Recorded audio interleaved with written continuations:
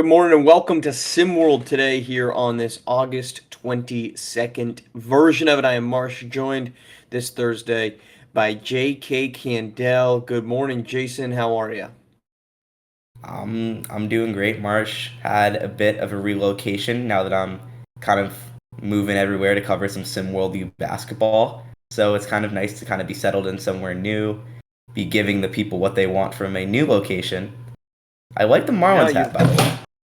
thanks. You look just like my occasional remote location of a prison cell. So spot on aesthetic, JK, spot on. Look, let's kick off. Very. We're gonna do some Euro stepping from topic to topic. We're gonna start with SimWorld FL, a little SimWorld Football League action where Bo Nix has been named the starting quarterback for the Denver Broncos. He becomes the first Broncos rookie to start the opener since one relatively well-known guy by the name of John Elway.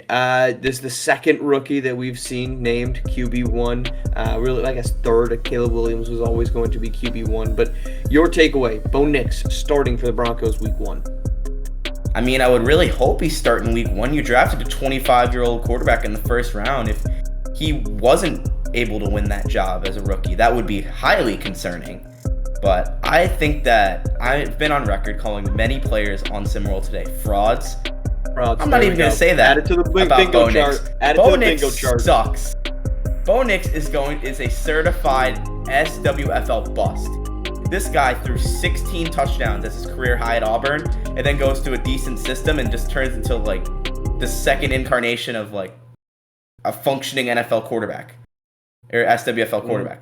That is not what's going to go down in Denver. Sean Payton's his play caller. Sean Payton owes Drew Brees everything that he's accomplished in his career, because without Drew Brees, Sean Payton wouldn't be here right now. And the weapons in Denver are not as good as his at Oregon. At least supporting cast wise, you got Javonte Williams, you got Cortland Sutton. You really don't got that much else to work with. Bo Nix, I don't think will be very good in the SWFL, and I thought it was a panic pick when they made it at the SWFL draft. I think it's a bad pick now. I think it's going to be a bad pick in a year from now. I think this is going to end up being a huge mistake for the Broncos. I think that Bo Nix does not have what it takes to be an SWFL quarterback, because he's a product of the system, and he's a little bit of a check down merchant. All right, well, you called him that in Oregon he was a quote unquote, your words, functioning SWFL quarterback, which kind of means he could function as an SWFL quarterback. Uh, Nah, nah. but you said, JK, that's literally what you just He said. looked like he could He looked function like a functioning SWFL to quarterback. the casual fan. Oh, we're not intelligent like you, this deep diving. I know every little thing because everybody I don't like's a fraud. Look, man, here's the problem. I don't I like disagree Bo with you. Nix. He's a cool dude. Just You just not a good called him football a player. fraud and you told him he sucked. I don't know if I'll tell you what. I don't tell many people I like that. But Bo Nix is the perfect embodiment of don't give up on your dreams. Okay? Because you're right. 5 years in college football before he finally made it there.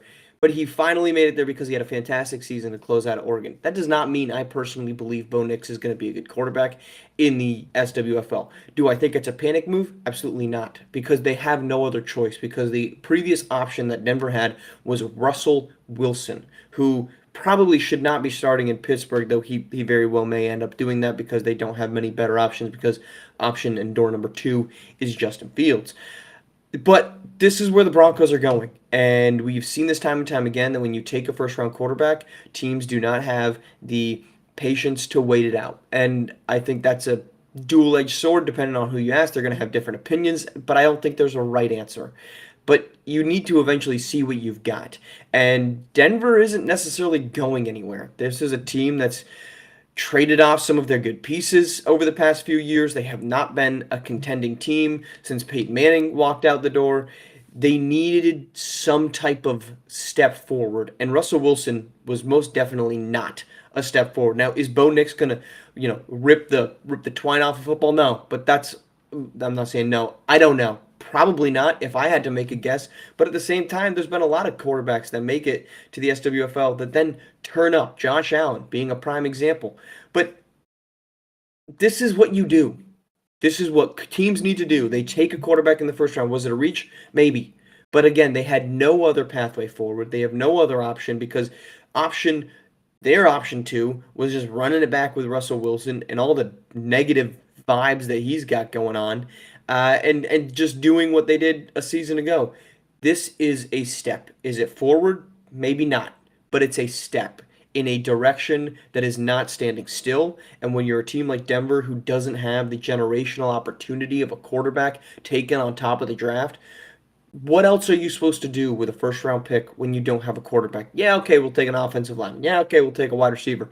But if you're going to sit there and you're going to need a quarterback at the most valuable position in the league, there are worse things to do than take flyers on guys like Bo Nix, who ended up at the tail end of his college career by throwing 45 touchdowns and 3 interceptions in the same system that Justin Herbert walked out of and did very similar, maybe a little less impressive things.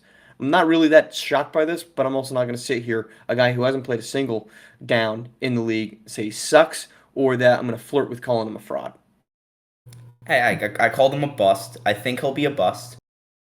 But is he a bust? He was taken with the 20th or the 12th in pick. SimWorld U, but I think I'm wishing the best for him. I just personally am not really moved by the talent.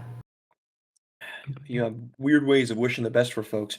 Let's head to college basketball for a quick second. DJ Childs reports earlier this week that he was dealing with an ankle injury that left him out of practice, as we're seeing kind of not a litany, but a handful of injuries popping up around SimWorld U.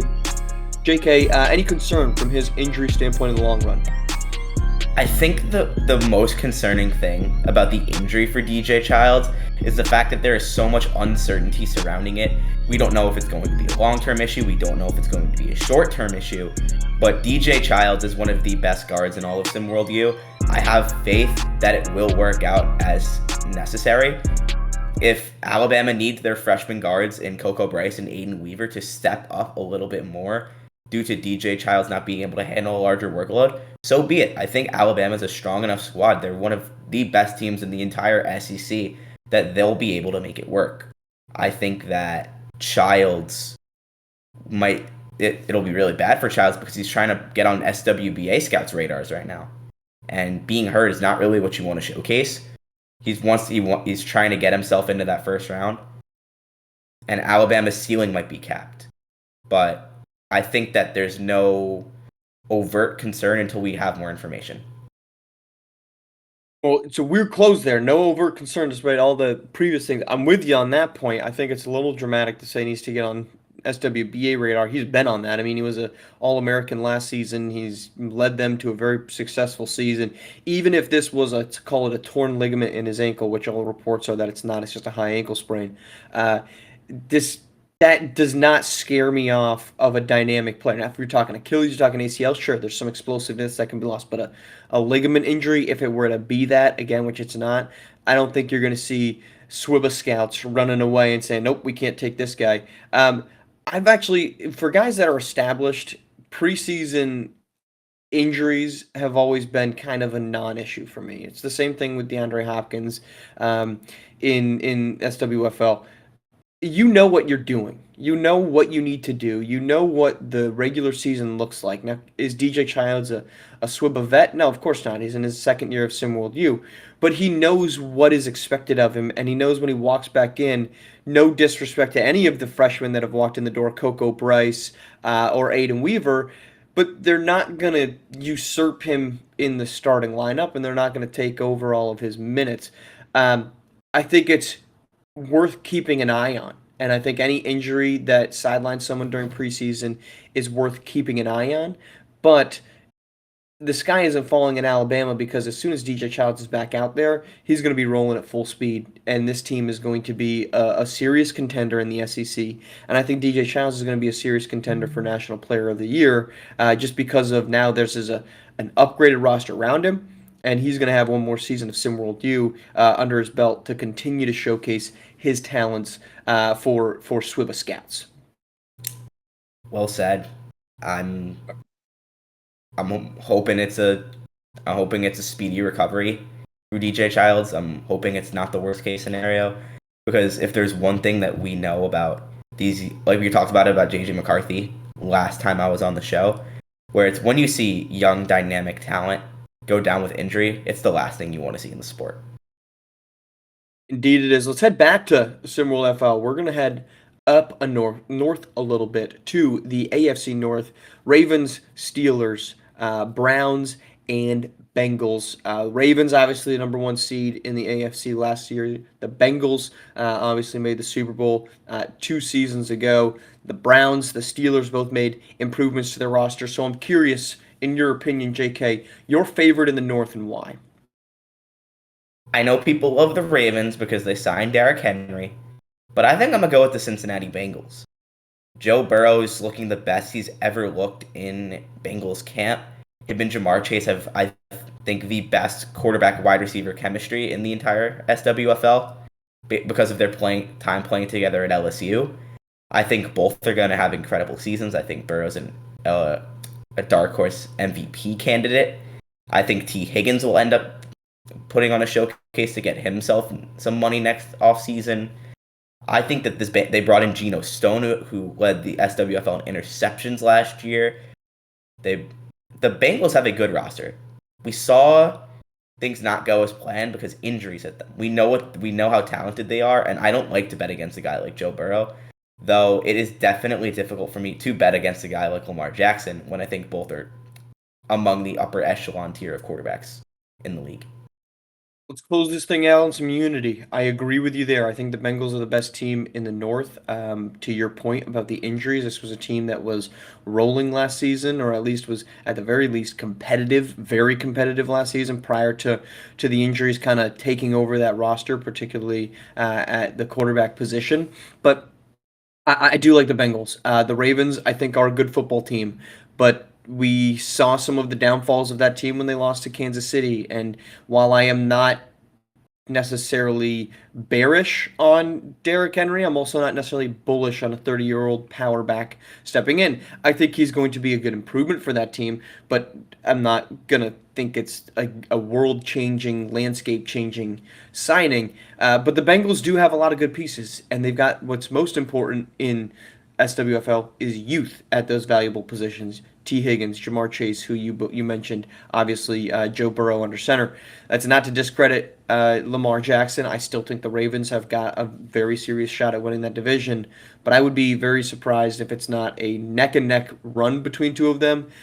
Frankly, the Browns and the Steelers, as good as some of those rosters are, particularly the Browns, until we figure out what the heck Deshaun Watson is, if he's this version of himself or if he's ever going to revert back to the Houston version on the field, we don't really know what we're going to get out of him. So I'm with you there. We'll close out with some like I said, unity in the AFC North. I too like the Bengals.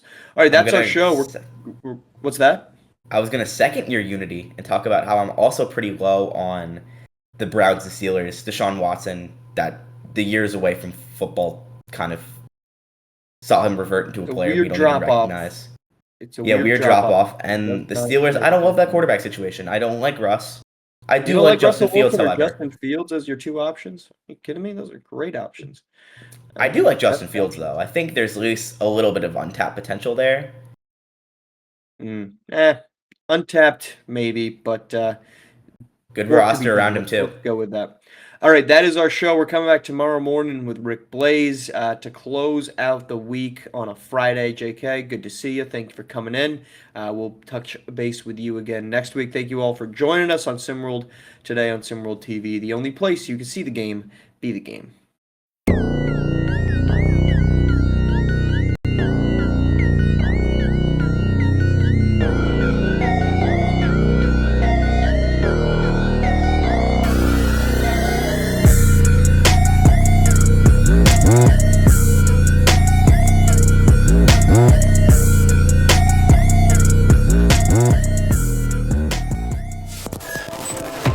This has been a presentation of SimWorld